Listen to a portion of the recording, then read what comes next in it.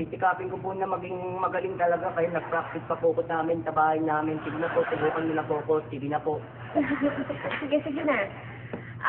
Ladies and gentlemen, si Cecilio Susuman. Salamat po. Ang pamagat po ng i-declaim ko ngayon ay sino ang dapat tikiin? Sino ang dapat tikiin? Limot. Sige na. Ayan ng limot.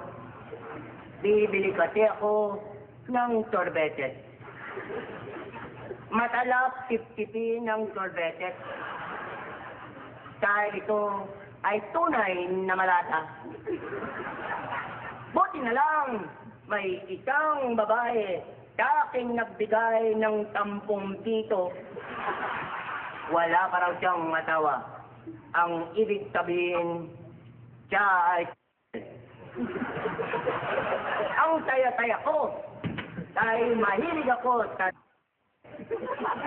kung akong mag-aasawa, gusto ko ay ang kaso, biglang dumating ang bading niyang kasama. Inaway ako at sinuntok sa note. Ang sakit-sakit ng aking note. Kaya sabi ko sa kanya, lagot ka sa akin, itutumbong kita. Sabi nga sa akin, puro katumbong.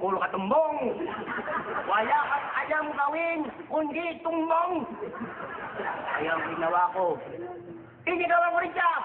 Ang sabi ko, huwag mo kong titiin. Dahil kilala kita, wala ka rin alam, kundi ang maniki ng maniki. Puro katike. Ang mabuti pa, kayo na ang magsabi kung sino sa aming dalawa ang dapat itumbong at titiin.